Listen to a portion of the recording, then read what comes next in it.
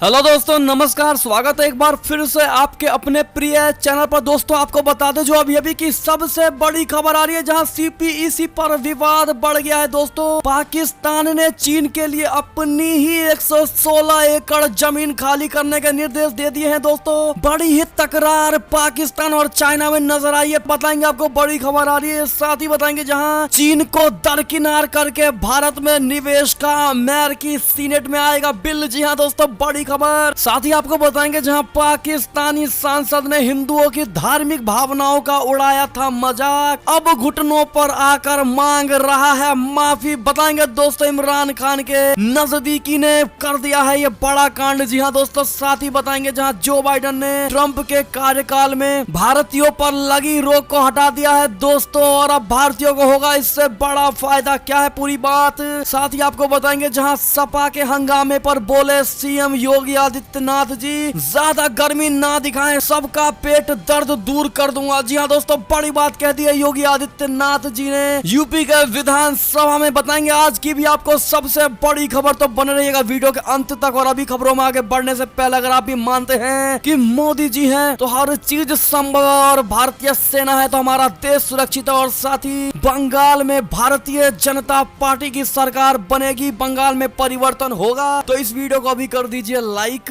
Channel को कर दीजिए सब्सक्राइब, बेल आइकन दबाइए, साथ ही कमेंट बॉक्स में लिख दीजिएगा जय हिंद। जी हाँ दोस्तों, तो चलते हैं पहली और सबसे बड़ी खबर की तरफ, जहां पर सीपीईसी पर विवाद बढ़ा, जहां पाकिस्तान ने चीन के लिए अपने ही 116 एकड़ जमीन खाली करने के निर्देश दे दिए हैं। दोस्तों चीन पाकिस्तान आर्थिक गलियारे को लेकर बढ़ते विवाद के बीच सीपीईसी पर बनी कैबिनेट समिति ने संबंधित मंत्रियों को आदेश दिया है कि वो तुरंत 116 एकड़ की प्रमुख ग्वादर भूमि को खाली कराएं। ये भूमि पाकिस्तान की कानूनी एजेंसियों के कब्जे में थी। दोस्तों पाकिस्तानी अखबार द एक्सप्रेस ट्रिब्यून ने आधिकारिक दस्तावेजों के हवाले से बताया है दोस्तों कि भूमि को खाली कराने में देरी होने से ग्वादर बंदरगाह की उन दो परियोजनाओं पर काम नहीं हो पा रहा है जो सबसे ज्यादा जरूरी है। आपको बता दें इस रिपोर्ट में कहा गया है कि चीन और पाकिस्तान के बीच ग्वादर पर हुए समझौते के तहत ये भूमि चीन की कंपनियों को लीज पर दी गई थी। दोस्तों सीपीईसी समिति ने कहा है कि देश के रक्षा मंत्रालय को पाकिस्तानी नौसेना और पाकिस्तानी कोस्ट गार्ड यानी पीसीजी को निर्देश जारी करने चाहिए। सीपीईसी के लिए भूमि को लेकर होने वाले विवाद के बीच कैबिनेट समिति ने कहा है कि पीसीजी प्रधानमंत्री कार्यालय के निर्देशों का उल्लंघन कर रहा है और भूमि को खाली नहीं कर रहा है, लेकिन अगर यह कार्यालय तुरंत प्रभाव से अगर खाली नहीं किया जाता है तो यानी खुद पाकिस्तान अपने ही 116 एकड़ जमीन खाली कराने पर बड़ा एक्शन लेगा। दोस्तों ऐसे में आप देख पा रहे होंगे कि पाकिस्तान कितनी ज्यादा चापलूसी चाइना की करता है दोस्तों, जो अपने देश के लोगों तक को नहीं छोड़ने वाला चीन के लिए। ऐसे में दोस्तों आपकी क्या राय होगी कमेंट करके जरूर बताइएगा। और आपको बता दें कि भूमि पाकिस्तान की कानूनी एजेंसियों ने पाकिस्तानी सरकार को कहा है कि वो इस भूमि को खाली ना करवाए, नहीं तो चाइना को लेकर बड़ा विवाद खड़ा हो सकता है दोस्तों। ऐसे में दोस्तों पाकिस्तान की एक कानूनी एजेंसी चाइना के खिलाफ भी बड़ा एक्शन ले सकती है। दोस्तों इस पर आपकी क्या प्रतिक्रिया होगी कमेंट करके जरूर बताइएगा। चलते हैं अगली बड़ी खबर की ओर, जहां चीन को दरकिनार करके भारत में निवेश का अमेरिकी सीनेट में आएगा बड़ा बिल। जी हां दोस्तों, अमेरिकी उच्च सदन में विदेशी कारोबार प्रतिद्वंद्वों की सूची से बाहर करने के लिए एक विधायी पैकेज का मसौदा तैयार करने की मांग उठ गई है। दोस्तों सीनेट के बहुसंख्यक नेता चक शूमर ने अपने डेमोक्रेटिक सहयोगियों से यहां तक कहा है कि अमेरिका में नए रोजगार खड़े करें और अपने रणनीतिक साझेदारों तथा भारत जैसे गठबंधन देशों में निवेश करें। इनमें नाटो देश भी शामिल है। सीनेट में एक बड़े समूह जिसे कॉकस कहा जाता है, उनके बुलावे पर शूमर के सीनेट समितियों को अमेरिकी नौकरियों की रक्षा के लिए नए कानून का मसौदा तैयार करने और चीन को मात देने के लिए जोर देते हुए ये बात कही है। दोस्तों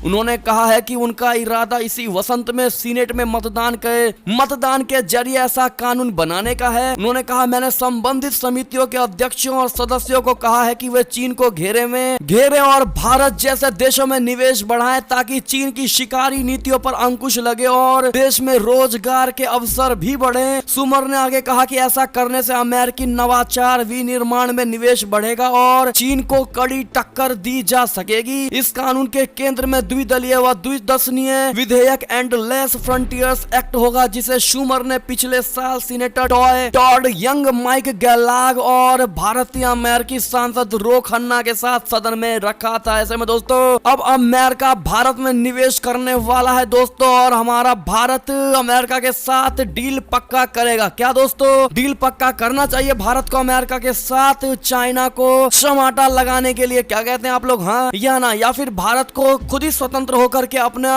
आत्मनिर्भर भारत की तरफ बढ़ना चाहिए? क्या कहते हैं आप लोग दोस्तों? कमेंट करके जरूर बताइएगा। भारत की जनता जो कहेगी वही होगा दोस्तों, तो कहना बिल्कुल मत भूलिएगा। अगली खबर की बात करें ऐसे में तो पाकिस्तानी सांसद ने हिंदुओं की धार्मिक भावनाओं का उड़ाया मजाक, फिर घुटने पर आकर मांगी माफी। बता दे प्रधानमंत्री इमरान खान की पार्टी के सांसद ने बड़े पैमाने पर हुए विरोध एवं कार्यवाही की मांग के बाद अल्पसंख्यक हिंदुओं के प्रति असम्मान प्रकट करने वाला अपना ट्वीट को हटा लिया है दोस्तों, और इसके साथ ही उन्होंने अपने कृत्य के लिए माफी भी मांगी है। आपको बता दें कि पाकिस्तान तहरीक इंसाफ यानी पीटीआई पार्टी के नेशनल असेंबली सदस्य अमीर लियाकत हुसैन ने विपक्षी नेता एवं पूर्व प्रधानमंत्री नवाज शरीफ की बेटी मरियम नवाज का माखौल उड़ाने के लिए हिंदू देवी की तस्वीर के साथ ट्विटर करके विवाद पैदा कर दिया था दोस्तों। आमिर लियाकत हुसैन नामी टीवी प्रस्तोता है और प्रसिद्ध धार्मिक विद्वान के रूप में जाने जाते हैं, लेकिन अपने इस कृत्य से वो हिंदू समुदाय, नागरिक समाज और राजनेताओं के निशाने पर आ गए। सिंध प्रांत के थार पारकर इलाके से इमरान खान की पार्टी पीटीआई के ही प्रतिनिधि रमेश कुमार वंकवानी ने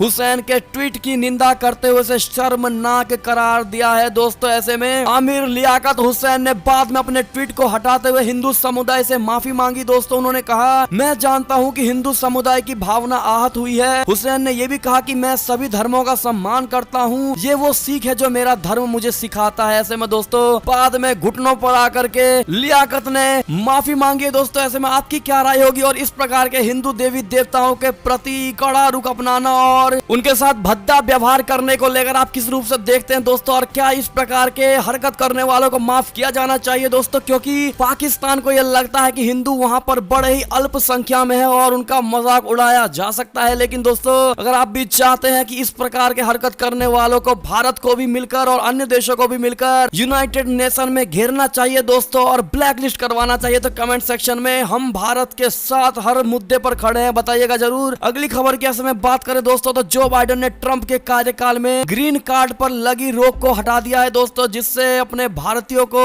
बेहद ज्यादा फायदा होने वाला है। बता दें अमेरिका के राष्ट्रपति जो बाइडेन ने पूर्व राष्ट्रपति डोनाल्ड ट्रंप द्वारा वैश्विक महामारी के दौरान लागू की गई उस नीति को निरस्त कर दिया है जिसमें ग्रीन कार्ड आवेदकों के अमेरिका आने पर रोक लगाई गई थी। इस कदम से अमेरिका में H1B वीजा पर काम करने वाले भारतीयों को भी फायदा पहुंचेगा। आपको बता दें ये ग्रीन कार्ड को आधारिक रूप से स्थायी निवासी कार्ड भी कहा जाता है। यह अमेरिका में अप्रवासियों का दिया जाने वाला एक ऐसा दस्तावेज है दोस्तों जो इस बात का प्रमाण देता है कि उक्त व्यक्ति को स्थायी रूप से देश में रहने का अधिकार दिया गया है। ऐसे में दोस्तों अगर आप भी मानते हैं कि जो बाइडेन सरकार ने बिल्कुल सही कदम उठाए दोस्तों, तो थैंक यू जो बाइडेन जी, जरूर लिख दीजिएगा दोस्तों। अगली खबर की ऐसे में अगर बात करें तो यूएनएससी में भारत ने पाकिस्तान का नाम लिए बिना कह दी बड़ी बात, जहां भारत ने कहा है कि एक देश पूरी दुनिया में आतंकियों की कर रहा है मदद। जी हां दोस्तों, बड़ा ही तंज कसा गया है पाकिस्तान पर भारत की तरफ से। बता दें संयुक्त राष्ट्र सुरक्षा परिषद यानी यूएनएससी में भारत ने एक बार फिर पाकिस्तान को आतंकवाद का समर्थन करने वाला देश बताया है। परिषद में भारत के उप स्थायी प्रतिनिधि के नागराज नायडू ने पाकिस्तान का नाम लिए बगैर कहा है कि एक पड़ोसी देश न केवल भारत में बल्कि दुनिया भर में आतंकवादियों को पनाह और मदद मुहैया कर रहा है। भारत ने यह भी कहा है कि आतंकवाद को पड़ोसी देश की सरकार का भी समर्थन प्राप्त है। परिषद की बैठक में नागराज ने कहा है कि भारत कई दशकों से प्रॉक्सी वॉर यानी कि छन्न और क्रॉस बॉर्डर टेररिज्म सीमा पर आतंकवाद का सामना कर रहा है। जी हाँ दोस्तों, ऐसे में आपको बता दें कि भारत के इस बयान के बाद अन्य देश भी भारत के समर्थन में उतर आए दोस्तों और उन्होंने अपने हाथ खड़े कर दिए कि हम भारत का समर्थन करते हैं। ऐसे में दोस्तों अब देखना ये होगा कि क्या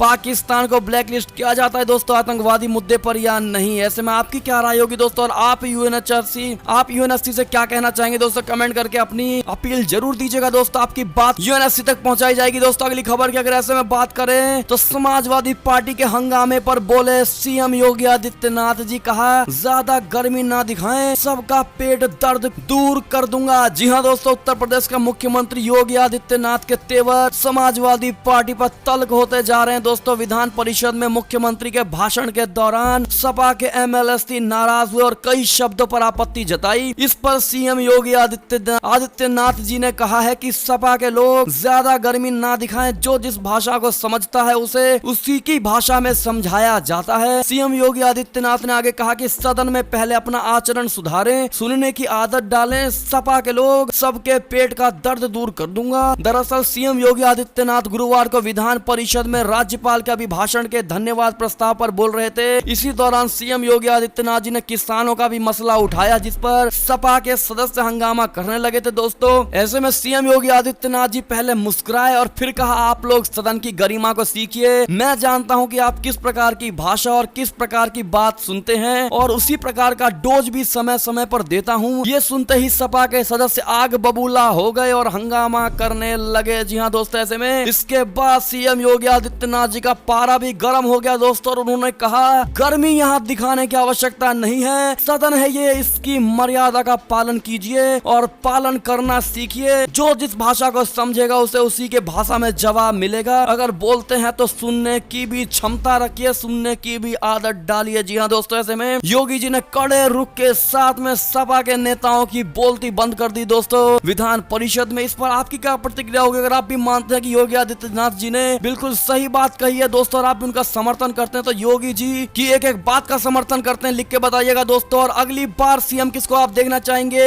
उत्तर प्रदेश का, कमेंट करके बताइएगा दोस्तों। पिछली बार आपने बहुत कम कमेंट किया था, इस बार भर के कमेंट होना चाहिए, कम से कम 1000 के ऊपर। जी हाँ दोस्तों, ऐसे में यही था कि सारी बड़ी खबरें। आपको हमारी खबरें कैसी लगी दोस्तों? अगर जरा भी अच्छी लगी तो इस वीडियो को हमेशा की तरह अपने भाई बंधुओं में व्हाट्सएप, फेसबुक, ट्विटर के जरिए पूरे भारत में शेयर करना बिल्कुल मत भूलिएगा। और अभी कर दीजिए इस वीडियो को लाइक, चैनल को कर दीजिए सब्सक्राइब।